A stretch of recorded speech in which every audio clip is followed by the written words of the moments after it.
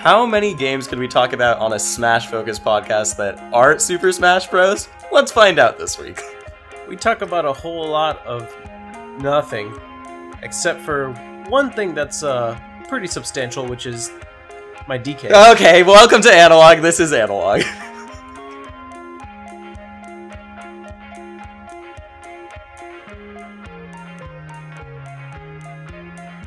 Hey everybody, welcome to SGDQ, or Awesome Great Discussion Questions. Or Awesome Good Discussing Questions. Analog, good discussion of... There's no O. There's no... Well, it's like when there's an O in those sort of things. Also, technically, it's SGDQ since it's the summer. Is this summer game? So SGDQ. Special, good, great, specially good discussion questions. Yeah. What's up, guys? And what's the question? That's the question. You got it. Man. This is episode 13 of Analog, and as you can tell, we're off to a very unlucky start. Yeah.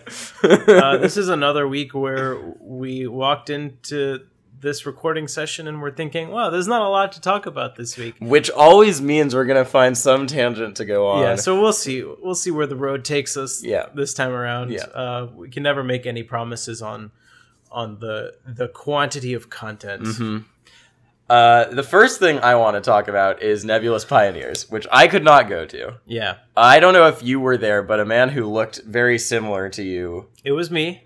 Playing DK was apparently there. So, if you guys didn't hear, Nebulous is finally, quote-unquote, back because they hosted a tournament at a bar in Chelsea yesterday, and it was really cool. Was it in Chelsea? Technically, yeah. Oh. It's like on the edge of it, though. It's like more east.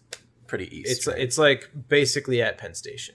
Oh, wow. Yeah. Okay, that's cool. Yeah. I just want to talk about the Nebulous staff's homophobic agenda in terms of planning such a weekend, planning such an event on Pride Parade Day. Yeah. What gives, Emily, son? I thought you were all about acceptance in the community. That's actually why I was late, because I didn't realize they were shutting off like 11 streets. That's true. To actually get there. Yeah. Because fortunately for me, the bar is in a walking distance, so I just walked, which is really, really nice. Mm-hmm.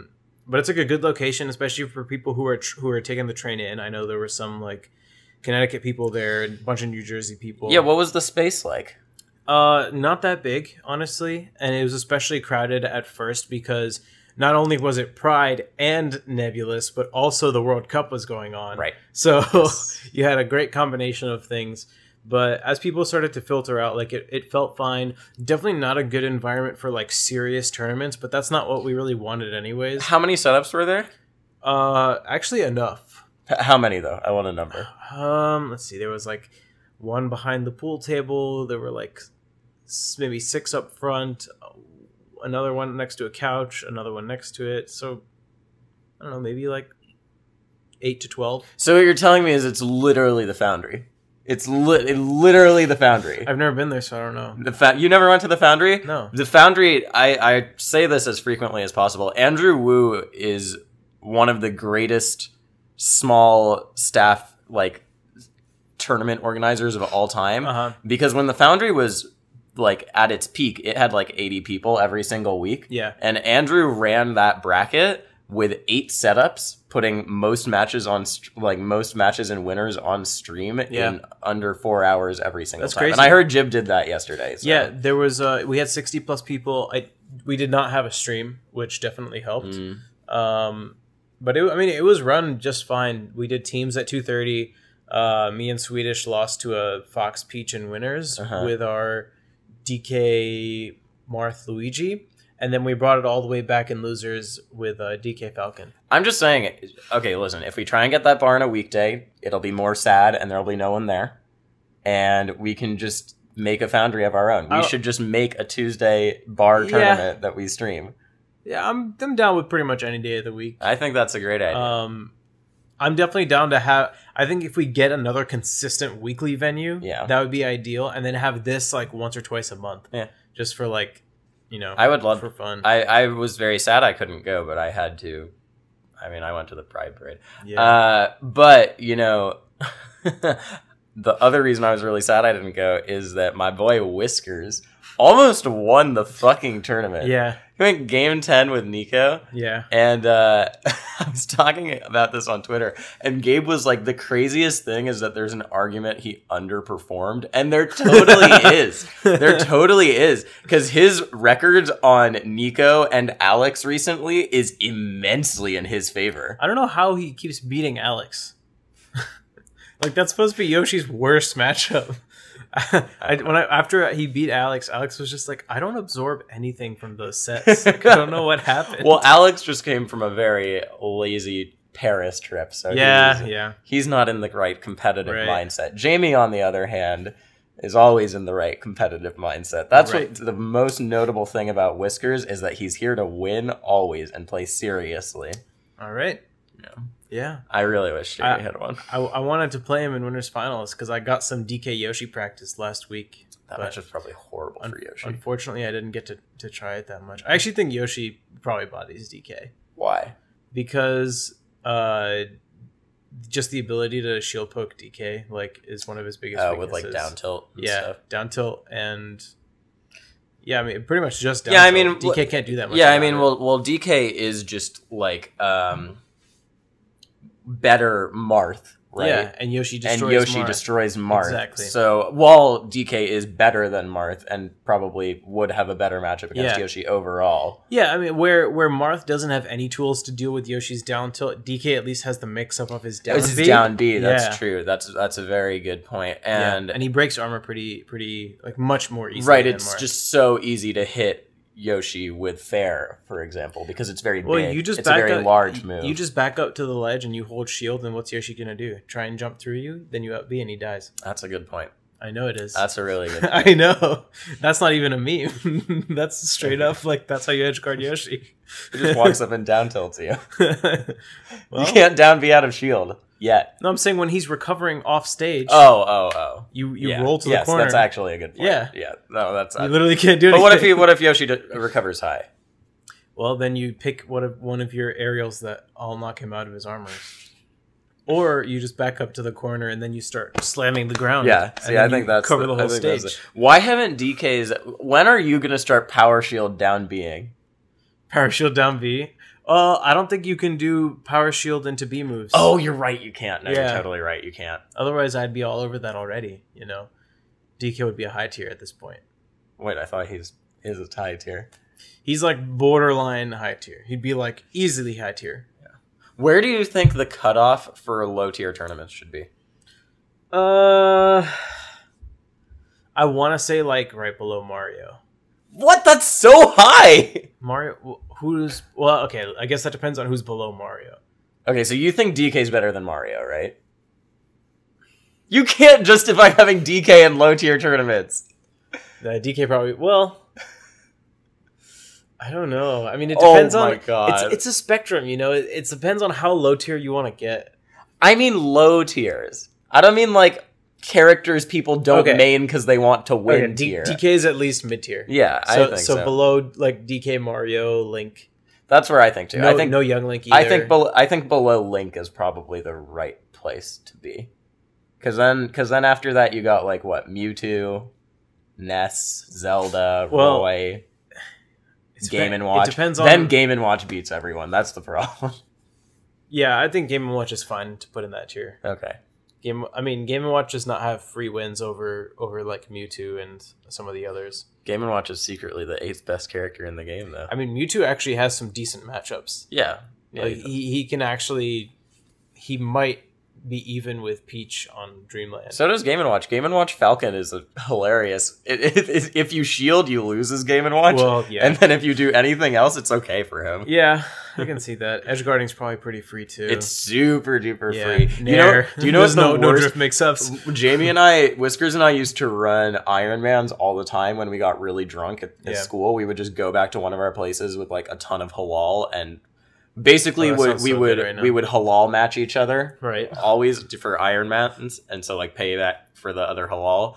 And I learned through firsthand experience that Luigi Game & Watch is a horrible, horrible, horrible matchup for Luigi. That's not true. Yes, it is. That's not true. It's so bad, dude.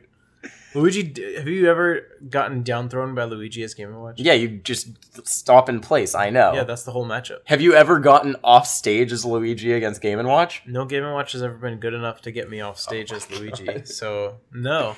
You can't recover. It's actually impossible. All right, we should money match. No, that's a terrible idea. That'll prove it. Oh my god. That'll prove. I'll money match your Pikachu. What else happened? Yeah, I mean, a lot of other interesting things happened, like me and Swedish comboing people to death with our DK Falcon, which fortunately was not on stream. Why is that interesting? Because I just need to talk about like the fact that the Melee community is not ready to see that kind of combo potential yet. And it's just important to take note. That's why they kept it off stream. Exactly. We actually zero death to Sheik with like 6 different aerials. Donkey Kong can zero to death a Sheik by himself. I know, but it's the fact that he brought in Falcon to help get the job done. What did he do? He just hit him. What did he do? I don't remember. Oh, this is useless. See, because I'm just imagining you up-airing the Sheik a million times like you usually would with DK. Oh, no, I used a bunch of aerials. And then him kneeing him at the very end. I like popped him up with a down air, hit him with like reverse nair. Hit the Sheik's partner got in there too at one point, the Puff. Wow. And then a different game, Swedish stomped someone, right? Which sends them straight downwards. Into my down B. Okay, that's cool. Which popped them into another stomp. That's really funny. It was so funny. That's sick. That's actually cool. Yeah. It's an infinite ladder, man. If you get the timing on the stomps right, you just hit them up and down. You know what one of my most desperate hopes is? What? So you know how you've seen YCZ's videos on Twitter, yeah, right? His combo the crazy videos, Samus stuff. Yeah. Well, not just Samus stuff. He does a bunch of different characters. I'm very much looking forward to the day when we can clone people so that we can clone Leon and have him do team combos. Because right now, there's no one he can team combo with. Yeah. But if there were 2 Leons in the world... That's YCZ, I'm assuming? Yes, that's YCZ. Then he could lab out Donkey Kong Captain Falcon combos. That'd be pretty sick. Like team combos on people. He might even approach a combos that are as good as what me and Swedish were doing. Mm-hmm. Which would be pretty cool to see someone like just even try. You know? Oh, man. That's the one thing Melee doesn't have that I wish it did is like... It's so much harder to do combos that always work. So true team combos. Well, and just in like solo combos too. Like you've seen the Smash 64 combo contest. Yeah. With Prince. Oh my god, it's so sick. And you can't do that in Melee as much. Yeah. You could, but every time Leon does those videos, he's trying like a million times until he gets it. So. Yeah, they're mad hard. Yeah, especially with SDI too. Yeah, because it changes a lot. Well, usually the CPUs don't SDI that much. CPUs don't, no. Yeah, and they're usually on CPUs. So. Yeah. Yeah, Melee's pretty hard. Except sometimes the 20XX CPUs do like... Do you remember the old like 3-point whatever 20XX where CPUs would randomly do like 2 Smash GI inputs? Yeah. It was so funny. Yeah. I remember I would be practicing Marth chain grab and I would hit the up tilt and then the CPU would teleport like... That's why up tilt's bad, man. That's why you shouldn't do it. That's so funny. Yeah, to get back on track. So my DK... I was about to say on track of what? Oh god, this is... Dude, I comboed back air into down air off stage on Nico's Peach and it killed. Was it a weak back air? Strong back air. I just had like max drift. TK can't drift that far. And he DI'd. What percent was he at? It was like 70. What? And maybe after the back air it was 70. That's why people popped off. They were like, how did he do that? And I was like, I don't know. DK can't drift that far. Well, you can check the VODs. You're lying about everything. I'm not lying, dude. There's no proof of any of this. Okay, who was watching? Wasabi was watching. I'll ask Nico. What'll Nico say? Nico, he'll tell you the same thing. He'll be like, man, that DK just messed me up. Like, I caught all his turnips. You know when DK catches a turnip and throws it back, he actually tosses it like before the arc goes downward. So he throws it and he does like an underhand. Yeah. He goes like this and it leaves from here and then he goes like that after. And so the turnip starts traveling vertically before it goes all the way back down. Yeah. Which makes throwing it back, you have to be like really precise with your sniping as you toss it back. Wow. So DK has to be played in very capable hands. Mm-hmm. And clearly there was no one with hands that capable. But me. You got 5th, dude. I did. Why didn't you do better? Because I was drunk. Who'd you lose to? To Nico and Animal. Game 5, both of them. Nico I should have beaten. Animal, I was just cheesing. I was just like sitting in the corner and grabbing him. Really sad. Every once in a while it worked. And then I would guess his recovery, and if I guessed right, he died. Yeah, that's true. That happened for 5 games until he won. Wow, yeah. Incredible. Yeah. Speaking of DK, Tweak plays DK sometimes. He didn't do it at Hyrule Saga. No, he didn't. But we saw DDD. Yes. In the form of Zaki. Beat MKLeo. Yeah, I tweeted after that happened, and I just said, how does this happen? Because I genuinely wanted to know, what is it that leads to players getting upset by virtual unknown players, even though I know people know who Zaki is, oh, whatever, he just hasn't traveled, whatever. Dude, it's just the amount of matchups that are in the game.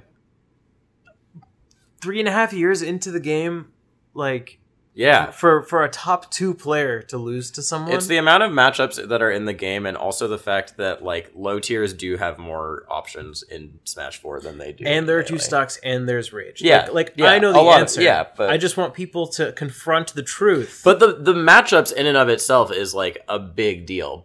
I agree. Just even if you ignore 2 stocks in Rage. You think, okay, honestly, there are not that many characters in Smash 4 that just have nothing going for them. Most of them can do some things. And in Melee, it's 11 characters. Yeah, you know 3 things and you're enough to shut out many of the low tiers. Yeah, so it's... I agree that overall the balance is better in Smash 4. Yeah. But I basically want people to confront the truth that the way the game is designed is less conducive to good competitive play.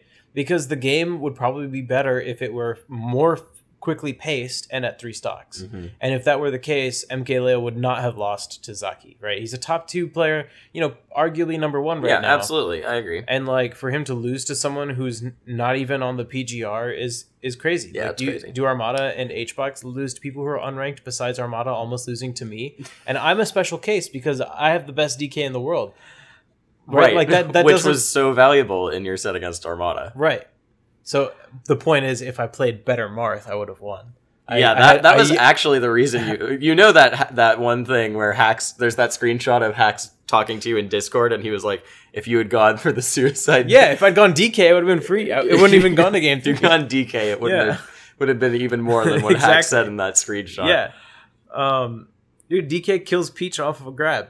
Doesn't matter what her DI is. She just dies. Uh-huh. That's how I killed Nico 6 times. I will say one thing that has been pissing me the fuck off. I see all these Reddit threads. We left the AC on. That's fine. It'll be fine. Oh, I intentionally did that because it's gonna be really hot. Yeah, it's really hot today too. Sorry, actually. Sorry, you guys just heard me noticing the AC was on. But one thing I that really annoys me is I see these Reddit threads that are with 66 different characters in the game, there are 40 billion matchups. And I'm like, are you playing all 66 characters? Yeah. No, motherfucker. Yeah. There are 66 matchups you have to learn. Yeah, I agree. Maybe 120 if you're a dual main. Yeah.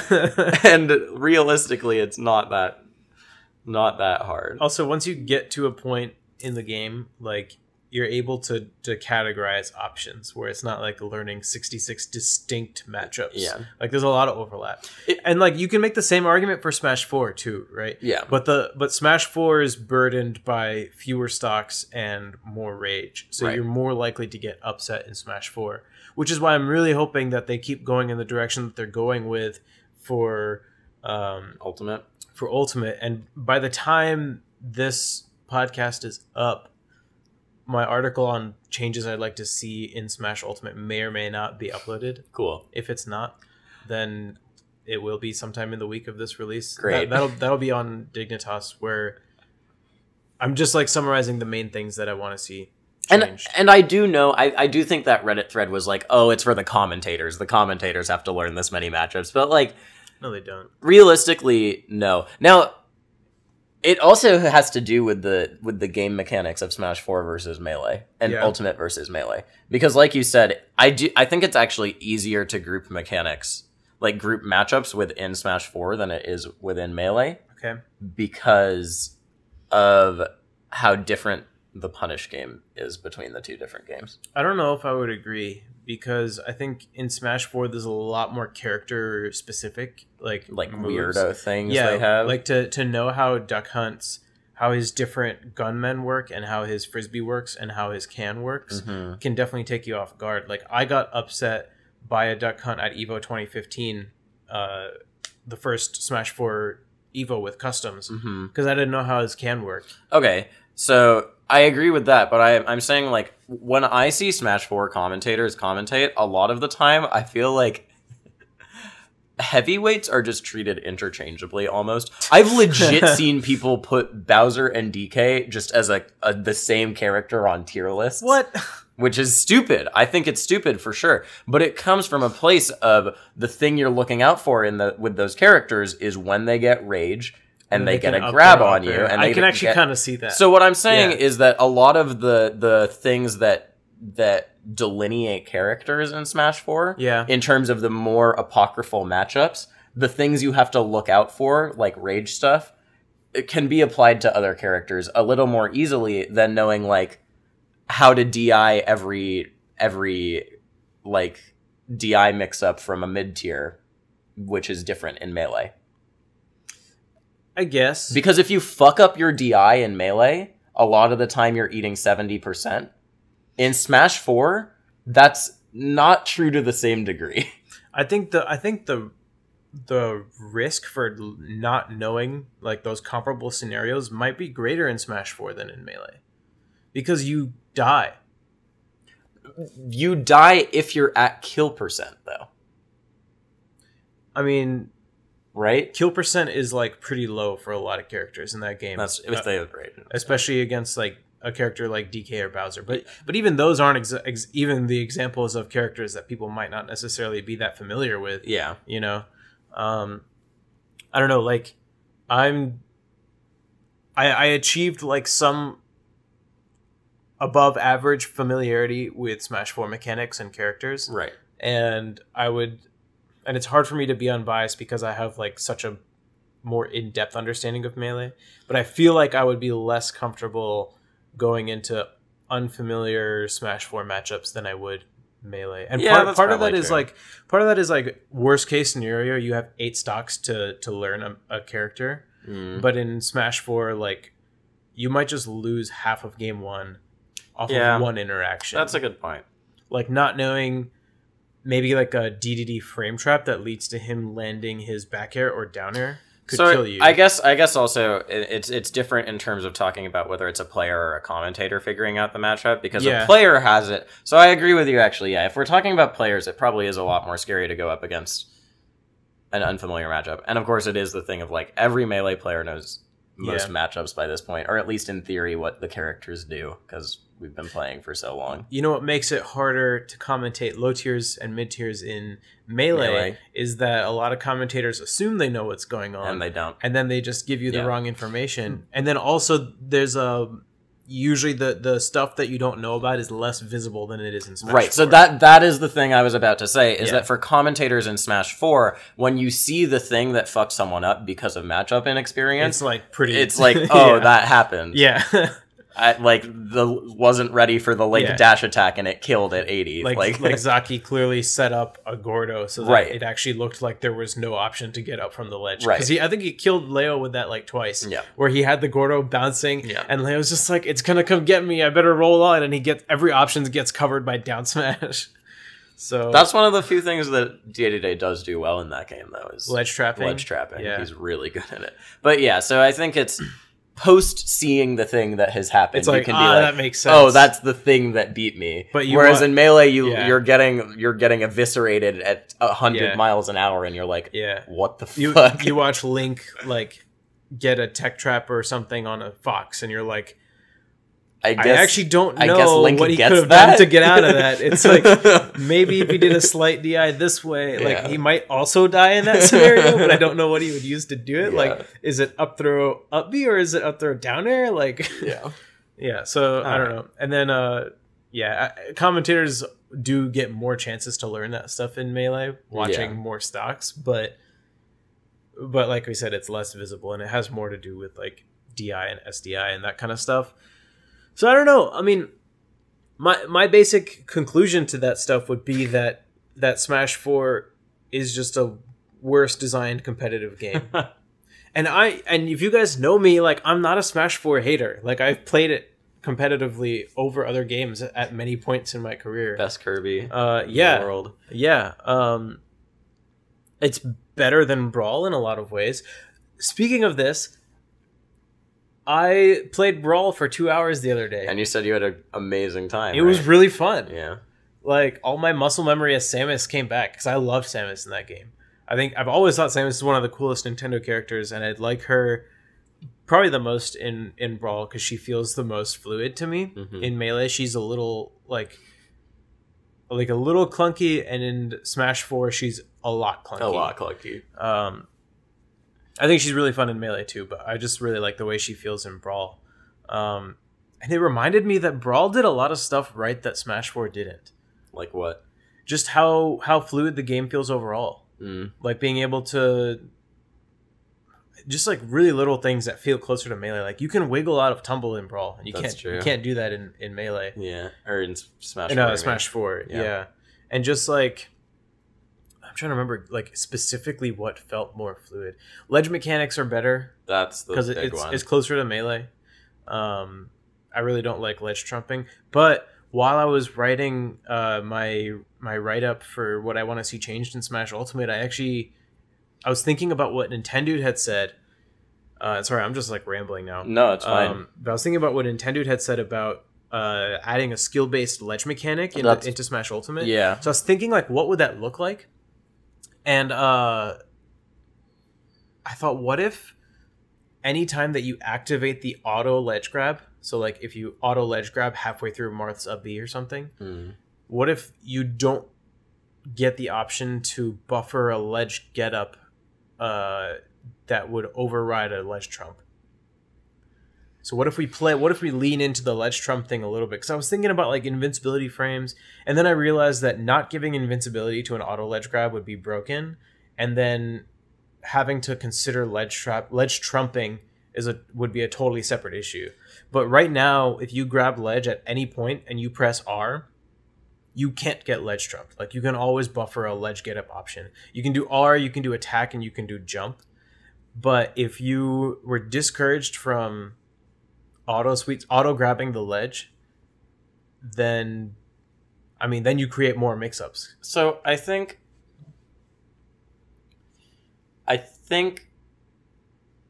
that doesn't sound super great to me, because it just in terms of game flow, that sounds really annoying to deal with. Obviously you're being punished for something you did bad, so that's fine, but I imagine the sensation of being locked out of doing something there, and it feels really bad probably, for something that I don't know that people should be punished for mixing up their recovery, because that's obviously you get forced to do that sometimes too, and then it's a reward for the player having forced you into recovering that way. But recovering high should be, like, recovering early should be a valid option as a recovery mix-up.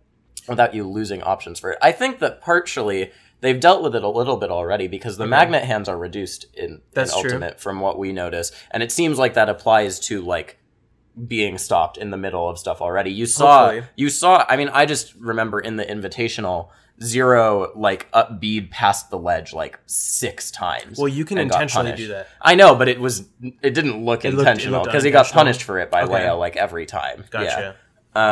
Yeah. I mean, what I'm proposing is like having the Smash 4 mechanics as they are in mind. It's basically a nerf to that. Yeah. But like the mix-ups that you create is like, let's say your opponent like knows that you're going to go for a sweet spot, like they can start edge guarding the distance for the sweet spot. That makes sense. And then you have a mix up of like, oh, you are now positioned to try and edge guard my sweet spot, so now I'm going to go for the auto ledge grab. That makes sense. That makes sense. And then you can roll. I'm just trying to think of a way that would make it feel less shitty than, because there's not a lot of instances in Smash games where you're locked out of doing a specific option because of something you've done. Mm-hmm. And that would be one of the few instances where you do that and then you're prevented from actually your button doing anything. But you could do it, but you could use other buttons. I think that's what like ledge trumping is supposed to feel like anyways. I see it less as taking something away rather than, because the way it is in Smash 4 feels like you have an extra out that has made it easy, like too easy for you to recover. Yeah. So instead it would feel more to me like I was sufficiently punished for not strategically recovering. Yeah. Like I was just like, I need to get to ledge as soon as possible, and then I'm gonna, mash one of my buttons. And I know that there's like a micro game around ledge trapping as it is, because people aren't guarding the ledge, they're guarding the corner, basically, in Smash 4 right now, where they, they're trying to cover ledge jump and roll with like retreating, long-lasting hitboxes and stuff like that. I just think that ledge game is less interesting than being able to actually fight off stage. I guess my big like thing with it is, what's the benefit of having it work that way as opposed to where it does in Melee, where you can't like sweet spot from below? What do you mean? So in Melee, if you do an early up B or something like with Marth or Mario, you'll just always shoot past. And then the mix-up becomes, I did it early, but I have end lag from when I fall after that, and you can punish me for that. I think that'd be better. Yeah, so why not just do that? I think that'd be good too. Okay, yeah, I would prefer. I just didn't see them taking that. No, out they probably won't for either. Casual players. No, they probably won't. Yeah. So that was like my solution. Like if they're gonna not remove the auto ledge grab and they're not gonna remove trumping, which I think are both more beneficial for casual players. Yeah. Okay, that makes sense. I get it. Chances are they're not gonna change anything about the ledge, and they're gonna focus more on other stuff, which like fine. I mean, we'll see how much has changed even. We'll see. Yeah. Yeah. I don't know. That makes sense. So wait, what do you think about the Legend Melee? I personally don't like how it works overall. Okay. I think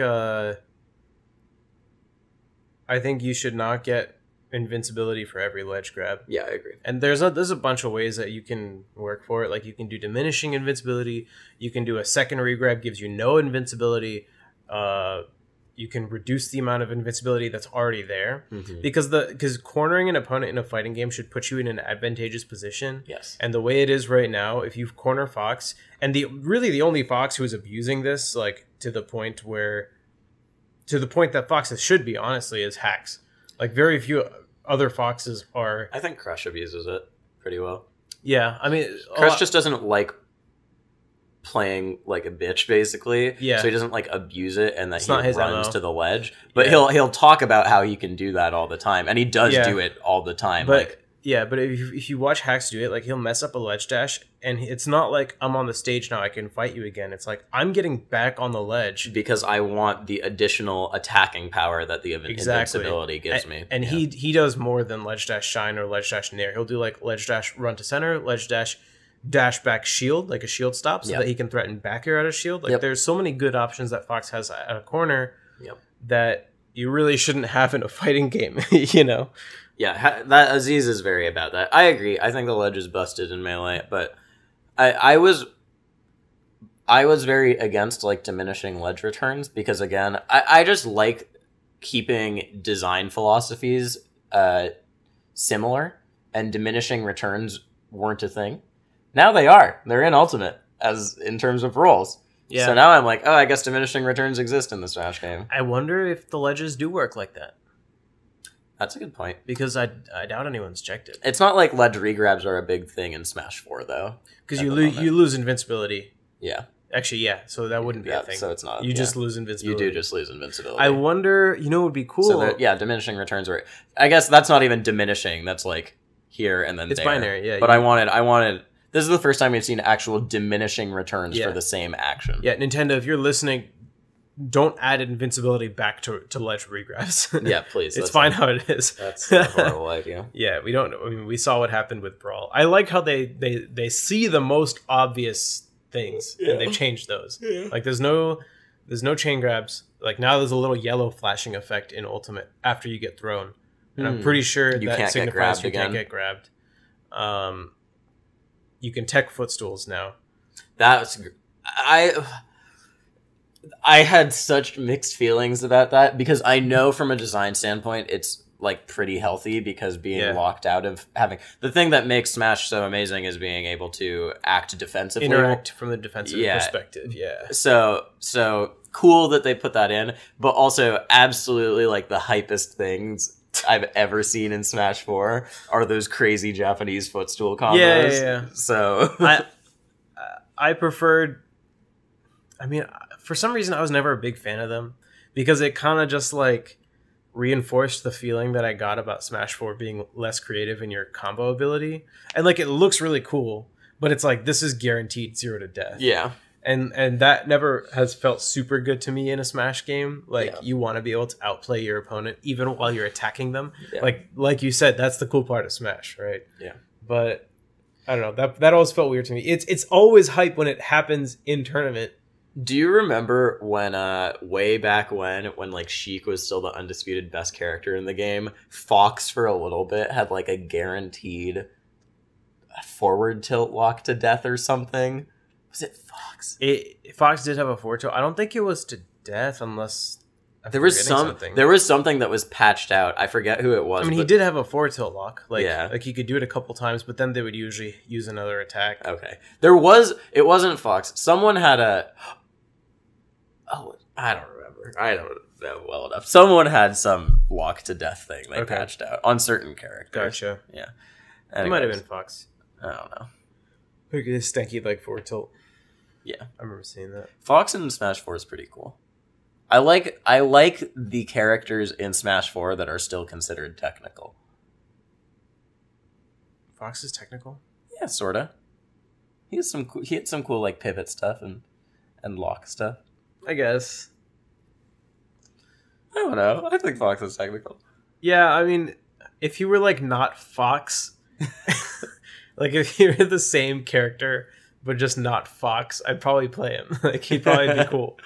But it's just like it feels bad. Yeah, I know. To play Fox and have him not be Fox, you know? Yeah, I know what you mean. But I'd rather play Fox and him not be Fox. Like one thing that I am sad about is that so Smash 4 had buffered pivot action, where if you do a pivot, because of how the buffer system works, if you do a pivot and then do an action, you can buffer a move out of that pivot, and that's how you see stuff like Void's crazy efficient combos that have like 3 pivot forward tilts in them and stuff. But that's the stuff I would do with Kirby too. Yeah, it's sick as shit, but it's not in the game anymore because you just can't pivot anymore. Yeah, no pivots at all. So it's fine. It's not a huge deal. It's fine, but it's one of the few things that in Punish game felt creative and interesting to me. That's why I played Smash Kirby. 4. So that's literally why I played Kirby. So if there's not something like that if there's not something to make up for the lack of depth in Punish game, and granted, we still weren't even seeing that hugely at the top level. Yeah. Although, like, it was one of the things that when MK Leo first got on the scene, it was because no one knew how to deal with his pivots in neutral. He would just do pivot, jab, and neutral. It's so funny to me that just people didn't know how to deal with it. But he would just do that in neutral, and then jab set up into forward smash, and he would get a kill, or do a side B, or It's actually so funny. Like, I don't know. I got distracted. I was gonna say something. Oh yeah. I think Punish game and Smash Ultimate is bound to change from what it looks like right now because they're almost definitely going to tweak how knockback and hit stun works. I don't think they are. Why don't you think so? Because of that interview with Sakurai. Which interview? He did an interview like a week ago talking about the changes to the game, and he addressed the knockback and the hit stun in a way that made it very clear that it was a very thought out design decision that he like wanted in the game. So what did he say? He said the knockback is that way because it's better to reduce the amount of time you're not in control of your character because it makes the game flow better. Interesting. I don't actually remember if he said anything about hit stun, but yeah, that's what he said about that knockback. So it was very clear that it was a very, very intentional choice as a result of the design philosophy he's taking. I don't think it's going to change. Maybe it'll get toned down, but... Because, that's so weird. I mean, I kind of see it, but like, their goal is to make the game feel faster, but...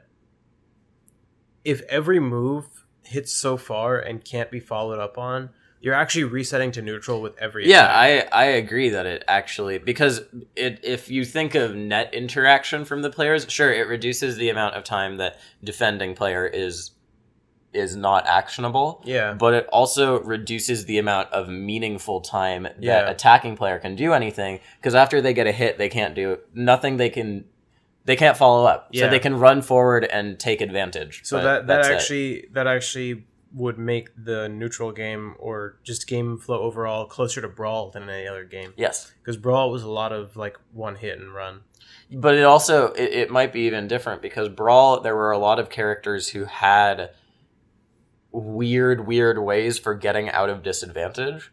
Like you have Meta Knight Tornado, you have Pikachu Quick Attack, you have Falco Phantasm, which is always, and like Fox too, and all ways that characters could just escape immediately. But they've taken all those things out. So I don't know if... I'm curious. I hope they fix the knockback, obviously. And I still think it'll feel a little different because the overall movement and actions out of run probably mean that getting someone into a disadvantageous position will be even more threatening. For sure. Especially because your defensive options are going to decay over time. Yeah, especially because I've seen this a couple times with people saying that the shield push thing was a bug. And I'm fairly confident it is. The cross-up thing? Yeah, so once they fix that too, that'll change things a lot. Yeah. But I can see that. Yeah, I don't know. I still think it'll play pretty fast, but... definitely faster than the previous like 2 games. Yeah, but the knockback is... I don't think it's going to change, dude. Okay. I'm very sad about that. It's hard to say like how much that's going to affect it. Because, I mean, Zero was doing some combos. You know, some characters will... Yeah, but he was doing it with a character whose move does...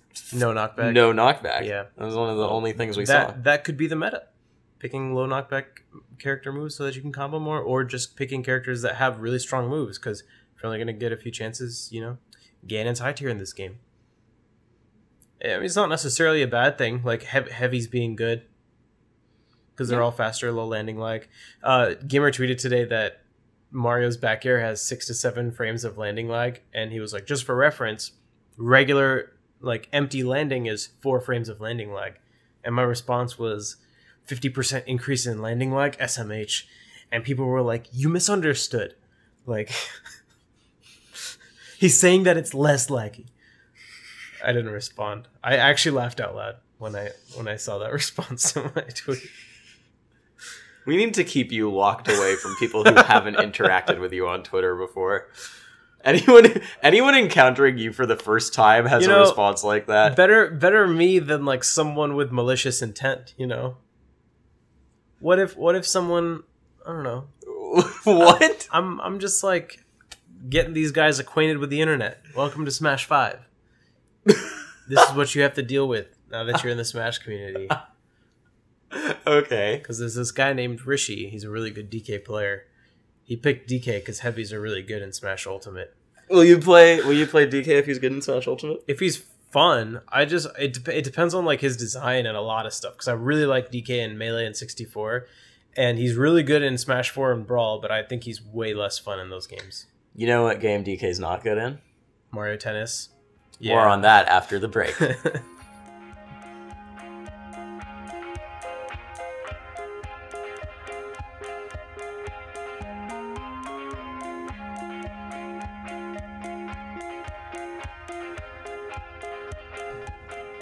Hey guys, if you did not glean from the beginning of our episode, this week we're going to be shouting out not AGDQ, but SGDQ. Yep. You can check it out on twitch.tv/gamesdonequick. It's an event that they do twice a year. In the winter, they do Awesome Games Done Quick. And now it's time for Summer Games Done Quick. It's an awesome speedrunning charity event. It's on 24/7. All donations go towards Doctors Without Borders. It's a good cause. You can see a lot of cool games, etc. Lots of crossover with the Smash community sometimes too. Shoutouts to Peanut Phobia for speedrunning there one time. Yeah. We've seen like Fuzziness, obviously. Yeah, I actually met Fuzziness at AGDQ 2015. I met IBDW there too. That's crazy. Yeah, I just randomly went because I heard there was a Smash tournament. I wanted to see what it was about. But yeah, good event. You probably know it already, but here's your reminder. Go check it out.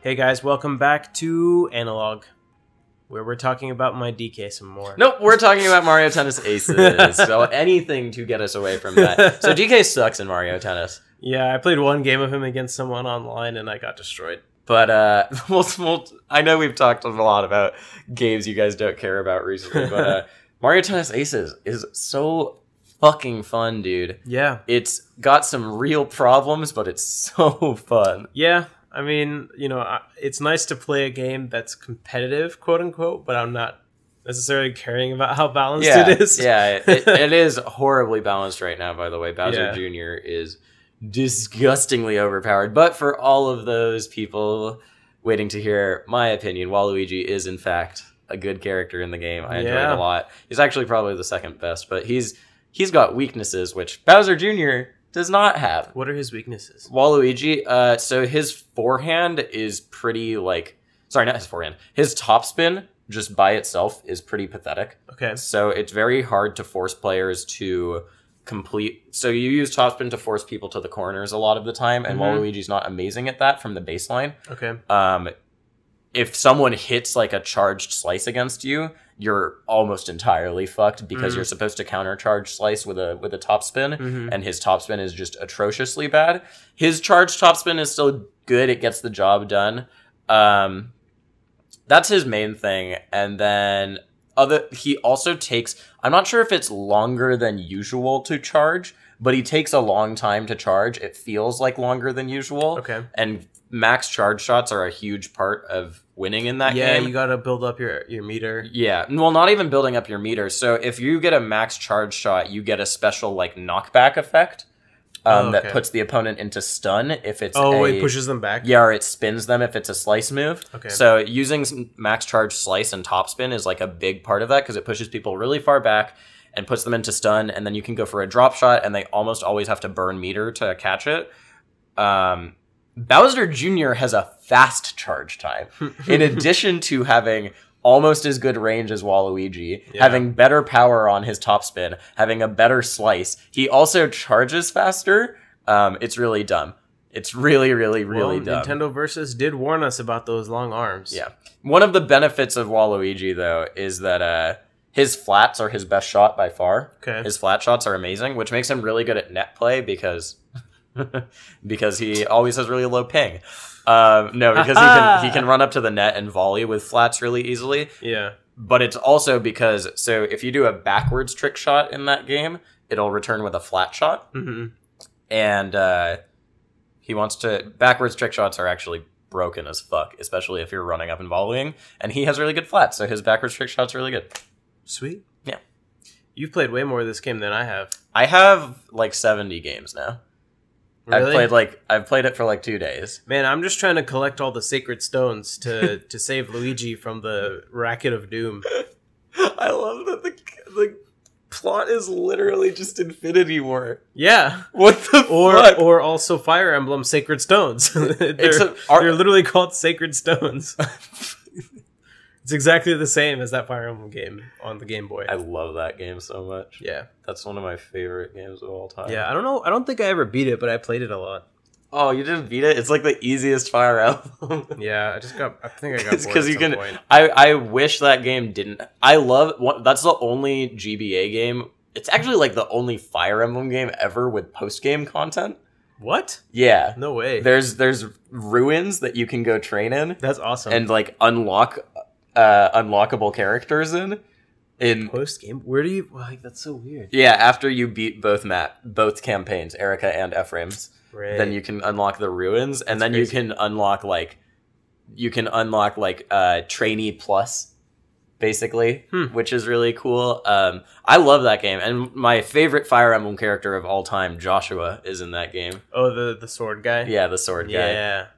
But it's stupidly easy because there's unlimited grinding, and you it's in the tower.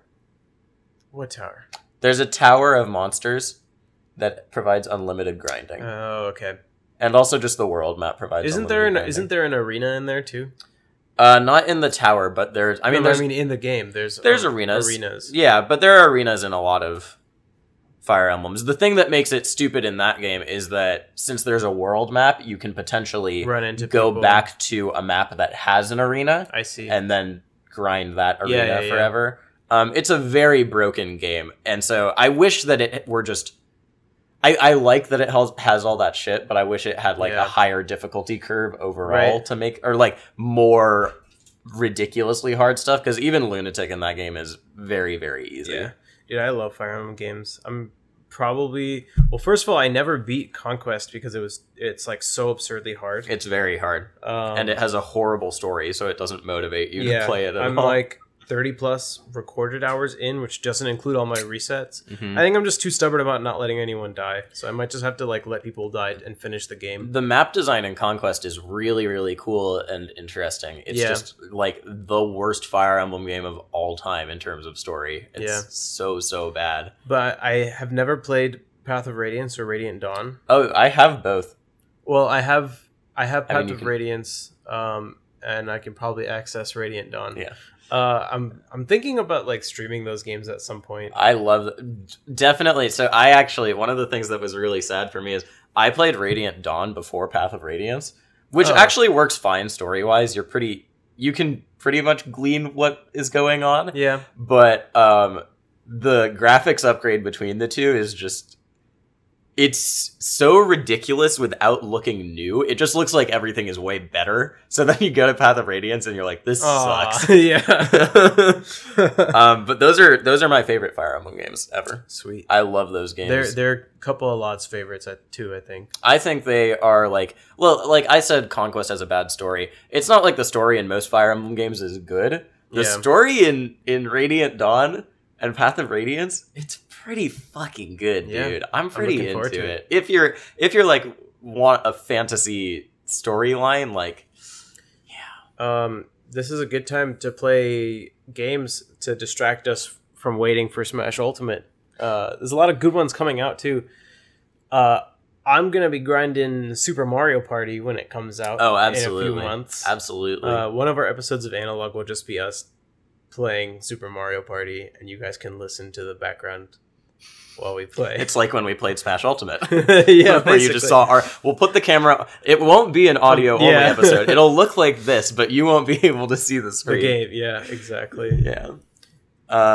Is Octopath Traveler supposed to be good? Yes. Really? Yes, it's supposed to be very good. I never played the demo, which is weird because that's my origin in gaming is Squeenix RPGs and stuff. Yeah. But I've heard it's very, very good. Interesting. I'm very excited for that game. I might play it then because it's been a while since I've really invested in an RPG. The last one that's more JRPG-ish was probably one of the Dragon Quest games. The only one that I played all the way through was Dragon Quest 9, but I liked it a lot. Did you play Bravely Default at all?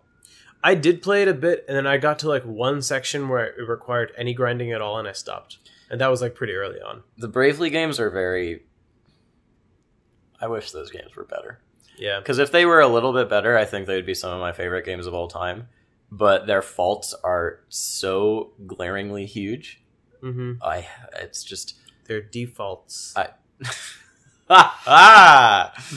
Nice one. We got a lot of great jokes in this episode, guys. Oh, man. It's got to be brave to pull off that one. I'm very excited for the new Fire Emblem, though. Three Kingdoms. Oh, yeah. Because it totally got overshadowed by... If it looks like... If it ends up playing like the Tellius games, the console ones, I'm sure I'll love it. Yeah. Weapon durability is back. I'm so so happy about that. Good. So annoyed that they went with the weird weapon system, and I'm just so happy that all these games are coming to Switch. Like it actually just makes your life so much easier to be able to play them anytime. It's actually like I know that's their biggest marketing point, but it's also just like a no-brainer. Like it was actually so funny. So I didn't want to go out and like buy a cartridge for Mario Tennis because all my games are digital. Not all of mine are. The only two I have that are Tennis and Mario Kart. Mm-hmm. But so I still don't have a micro SD in my Switch. Okay. And so I was going to go out and buy one because I was like, oh, it might take up some space. And then this should have been a warning to everyone that Mario Tennis was going to be severely lacking in like customization. Or in terms of like a robust single player. Is it like 10 megabytes? It's like 2.5 gigs. That's not bad. Gigs. No, like I remember Mario Kart's like 13 or something. Yeah, it's something crazy. And then Tennis is 3.5. That's crazy. That's so funny. It was really. I saw it and I was like, oh, huh. That's interesting. Oh, I also just downloaded Hollow Knight. Because people keep telling me about that game, and I'm like, you know what? Fine, like I'll play it. So I started playing it. I like it so far. It's a good game. I'm still really early on, but I like it. So those are a lot of non-Smash games. Yeah. Do we have anything Smash to talk about? Yeah, we didn't talk about all these great brackets. Smashadelphia. That's literally the last bracket we have to talk about. What are we going to talk about? Dreffin almost beat Wizroom. I was reading Monday Morning Marth, and Edwin just did not talk about this at all. He was like, that was the quickest I've ever noped out of a top 8. Like five Sheiks and a Peach. Like, no, thank you. I mean, look at this. Well, I mean, okay, so Stango lost to Juicebox and Millhouse. People are probably surprised about Juicebox if you haven't heard of Juicebox, but a year ago, Juicebox was 4-0 on Zane. Yeah. So, he's pretty good. Yeah. Millhouse versus Dreffin on one side of losers' quarters, and on the other side was Junebug versus Juicebox. Dreffin got third at this tournament? Yeah. I love Dreffin, dude. Dreffin got the Sheik Ditto bracket, man. I wish Dreffin had beaten Wizrobe and then gotten sponsored by Optic. Can you imagine Optic Dreffin? Oh, no. That would be the greatest thing of all time. No. Greenwall. Like, Dreffin all swagged up in some monster glasses and, like... Man... or like Gunner glasses and like 3 Monster Energies. I want to see an MLG montage video of Dreffin's chain gameplay. Grabbing? Spot dodging? Just spot dodging and down smashing. Yeah, the Dreffin Junebug set was like, I was just in the Twitch chat. I was like, Dreffin is a grown ass man with a wife and a job. Junebug is this like kid out of college, like trying to figure out what he is doing with his life. And they're both sitting here playing Sheik chain grabbing each other.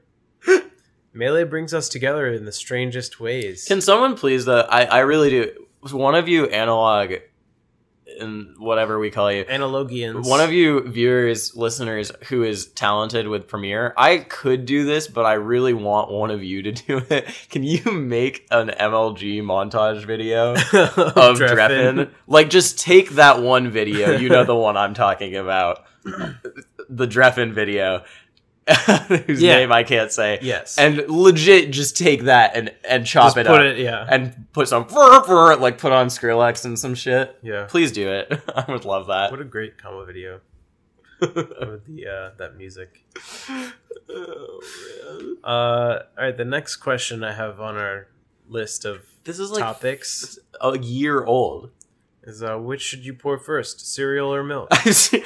I have been so bad at contributing to the Google Doc we use for topics recently. It's only me, yeah. It's only you, but you also type it like in the 5 minutes before we sit down. And I have great ideas. And I see shit like this, and I'm like, I need to start contributing to this Google Doc again. This is my. Do you remember in our first episode when we talked about the dissolution of time? Yeah. What happened to that shit? This is important stuff, man. This is stuff that affects your daily life. You pour the cereal first. We had this was a meme already. It was a year ago. All right, but who of us that has commented on the cereal milk debate got second at Hyrule Saga? Just Mr. R? Okay, yeah, sure. And he says you should pour milk first. Okay. What do you think Tweak says? Dude, Tweak won Hyrule Saga. I'm 100% sure Tweak roasted Mr. R and said pour the cereal first. Like, I know Tweak is good. I was just so bored. Yeah, I was bored too. He just plays the 2 good DLC characters, and he plays them like they're supposed to be played. Yeah, which is boring. Have you ever watched Beautiful Mind, his Bowser Jr. combo video? No. Oh, as soon as I leave, you should watch that. Okay. It'll make you really, really sad. I'll check it out. Sad that he's playing Bayonetta and Cloud now. Dude, his Bowser Jr. was actually the coolest. I've seen his Bowser Jr. back in the day. But that combo video, it's like, holy shit, what a legend. Yeah. It's one of the only cool Smash 4 combo videos I've ever seen. I'm down. Yeah. Bowser Jr. is pretty innovative design. He'll actually be pretty cool in the in Smash Ultimate. Why? Because just the ability to do stuff out of a run is going to help him. I mean, being able to run and do space down tilts on shield, like what else could he do if he's running at you otherwise? He has an approach option instead of just no approach option. I don't think it'll help him. You don't think so? I don't know. And maybe if they may, it's hard to say what if they tweak him. That was intentional. Yeah, you don't have to say it again. I heard it because it's made the player's joke. name, and it's also a word that means change slightly. Thank you, Rishi. Or refine. Just zoning out, looking at the stuff on your. It's beautiful, TV. Right? Well, the photo you just had was a place I had been already. Oh, really? Been before. Yeah, it's really cool. It's in Italy. Glacier National Park. Oh, my parents are in Switzerland right now. They said really? they were on some glaciers. My mom's in Italy. She broke her foot 4 days before going to Italy for a hiking trip. Oh no, dude, that she sucks. fractured her ankle, and then she hiked anyways because she's a badass. Yeah. Or are you gonna say stupid? No, badass. Okay, that's what I was saying. You know, my sister's a badass. My sister's a foot doctor. I can send my sister's going to Italy next week. I think she'll be back by then. Oh man. No, actually, she won't. Okay, we'll get my sister and my parents to meet up with your mom, right? And they'll do a extended family edition of Analog. Right, they'll record. We'll have next week, and off. They'll call it Familog. The video recording will purely be a video of my mom's foot as your sister examines it. Yeah. Guys, with commentary from your parents. Please comment in our comment on our SoundCloud and YouTube stuff if you think that Familog should happen. Familog would be really fun. My dad's in town right now, actually. Hey, bring him over. That's why I was. I can bring him over. God, one time when I was in college, like 2 years ago, there's this really dumb, shitty dive bar near Columbia called 1020. That's like it's just like the dive bar everyone goes to, and I never went there because I just liked other bars more. I always went to the gay bar, like gay bar, Jaja gay bar, the gay bar like a block away. That's a really good drag name, Jaja gay bar. Yeah, but my dad came with me to 1020 one time, and I had put my card down to get me and him drinks. And my dad proceeded to this girl I knew came over, and she was like, "Oh, hey Zane, is this your dad?" And I introduced him, and then my dad was like, "Here, get a drink on Zane." I was like, "Oh, okay, sure, yeah, whatever. It's my friend. She'll pay me back." And then the rest of the people at the bar noticed that there was like a 50-year-old man who was just saying, "Yeah, get a drink." No. And all these people I did not know came over, and my dad was like, "Yeah, go get a drink. It's under Zane." Oh my god. Why? I ended up buying like 10 people drinks that night. My god. That's crazy. Yeah, it was a funny one. Yeah. It was a good one. My dad came with us to trivia last night. Oh yeah? We had our worst performance we've had in like 4 months. It was really bad. Wow. Yeah. Well, that sounds fun. Yep. Familog coming at you next week. Yeah. Along with our Hook Gang God appearance. Yeah. Did you see the Leffen complaining about the CEO seating? Of course. Poor Jabali. I guess. But Jabali also basically tweeted at him, just win. Yeah. So, I mean... Coming to you soon, CEO. No, Well, at some point when I was reading those tweets, I actually just felt like they both hurt each other's feelings, and that was the only problem. Leffen and Jabali? Yeah, because I actually felt like I'm pretty sure these guys agree with each other, but they're both just have hurt feelings. And I felt kind of bad. I was like, someone should step in to mediate. But I didn't want it to be me because it was Twitter and that wasn't going to happen. So instead I retweeted Jabali and I said, just win. God. Yeah, I mean... I don't know. I don't know why Hook Gang God is the first seat at CEO. Like, he shouldn't be. Apparently he's not, actually. Yeah. But I don't know. They did... Actually, yeah. They did tiered seating or something. They did tiered seating, and apparently Smash GG wasn't reflecting what it actually was. Dude, I don't know. I'm totally fine with randomized seating within tiers, especially for... Yeah, me too. Well, for any game. Early game, old game, whatever. I think it's a good idea for healthy matchup spreads. I agree. I think that at some point, we have to own up to the fact that a singular tournament doesn't always matter as much as we want it to. Yeah. When you're complaining about seeding, you're pretending that there's obviously some seeding things that you can complain about, but when you complain about seeding on a nitty-gritty level, you're like, it's the same thing that I've been saying for a long time, which is like, there's no end game to Melee. So if one tournament you end up playing someone different because your seeding was different, that's probably better for you, for viewers, for everyone. Right. So if we could randomize seeding and have Axe and Amsa not play each other for the 5th time in 3 months, I would be very happy with that. This is not a justification for bad seeding. No. If your intention is to do randomized tiered seeding, then you should do randomized tiered seeding. Yes. For something like locals, like that's what MDVA is doing now. When Junebug, Zane, and Lot enter, like they're randomizing who's first, so that semis is not always the same 2 people. That's a great idea. And then, I mean, for nationals, for like the top level, you can do that. Now the true Galaxy Brain thing is rigging seeding. Yes. That's what we should actually be doing for better matchups. Yeah. Like HBox thought Genesis did with Mango and Armada. Yeah. That was so funny. Yeah, that was funny. He wasn't even right. They were playing each other. I know, It was so stupid. That was really funny. I can't think of anything else to say on that. Because on the note of seeding.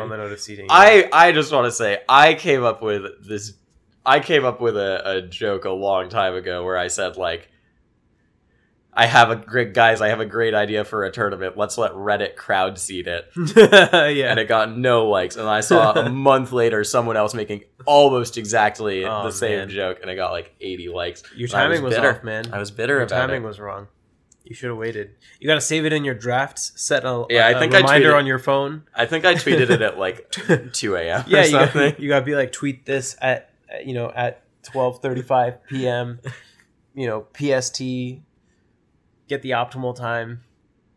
I don't know. There's an art to it. So I've seen Moon tweet out asking for other people what the best time to tweet things is. Yeah, well, so it's there is a schedule to it, but it depends on the type of thing too. Yeah, because it depends if you're tweeting out like a YouTube thing or a Reddit it's thing. like anything else, right? Yeah. In general, a lot of the time when you want to do it midday or like midweek is during the midday because you catch people on their lunch hours. And also because if you tweet at certain times of midday, you can catch East Coast people and West Coast people at the same time. Yeah, around the same time. It's definitely me. I'm all over Twitter while I'm on my lunch break. But then on weekends, you should post early. In general, let it trickle throughout the day. Yeah. Because it's going to get consistent exposure. And sometimes later in the day, people are out doing stuff. Mm-hmm. Yeah. So on weekends, like 10 a.m. is usually good for your target audience. Yeah. It depends though. There are tools that can tell you when to do it too. But it's an interesting thing. It's something I had to learn for social media? I think to maximize exposure, I'm probably going to set a reminder to tweet about my DK every hour. Why don't you just make a bot? Yeah. And it can be on a separate Twitter account, so we can all mute it, and it can tweet every hour about your DK. If you mute the bot and I retweet the bot, will you see it? No. What if I quote it? I'm not sure. I don't think so. Oh. I don't know, actually. That's a good question. Or maybe I'll make a bot that creates new bots and retweet those. Every hour. Every hour.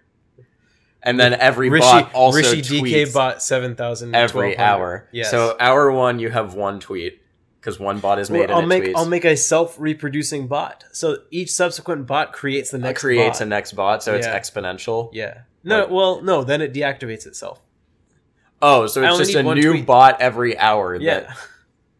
Jesus. Formed by the previous Rishi's DK bot. And then just... Rishi's DK bot is an ugly phrase that I never want... It sounds gross. There's something oddly sexual about that, despite it. Let us know what it is in the comments. Thanks for listening to this week's episode. DK Bottom. That's a pretty good drag name. Too. Yeah. Yeah, it could be. Send us your best drag names. Yeah. You guys have a lot to say. We didn't have much to say this week, but you guys have a lot to say in the comments. Probably. And on Twitter. Hopefully. What do we want? We want best drag names, Smash drag names, but also drag names in general. Yeah. What else do we want? Whether you pour milk or cereal first. Nope, don't care at all. It's cereal. Don't care. Rishi's trying to farm clout from a year ago. Yeah. I don't understand it. I'm trying to pay homage to Mr. R. If he sorry, yeah, go. No, it wasn't important. Go on. the MLG video. Yeah. Please give me the MLG video and Dreffin. I want that so bad. I'll pay you $5. I'll pay $5 to whoever makes that. Yeah. I will PayPal you $5, honestly. And I'll shout you out in the next episode. Yeah. We'll shout you out in the next episode. Make it happen, We'll guys. put you in the shout out corner. You might not be the main thing, but at the end you'll be there. Shout out to XX420. If it's just grab. If it's really, really good, we'll just make it the main thing. Yeah. We could do a viewing of it. We can watch it and I can edit it into the corner of us watching it. Yeah. Yeah. Let's do it. All right. Yeah, that's it. That does it. Please subscribe. Yeah, that's actually the main thing. Yeah, we the social media plugs in terms of where to follow us and everything. Analogcast. But more subscribers helps us a lot. It gets us more views on YouTube and stuff. If you subscribe, if you share, I don't know. Do all the regular shill stuff. Yeah. You guys know what to do. We're hurting on numbers a little bit because we can't get Reddit traction. Yeah. It's impossible. Yeah, just do this stuff, guys, or else. Yeah. Bye.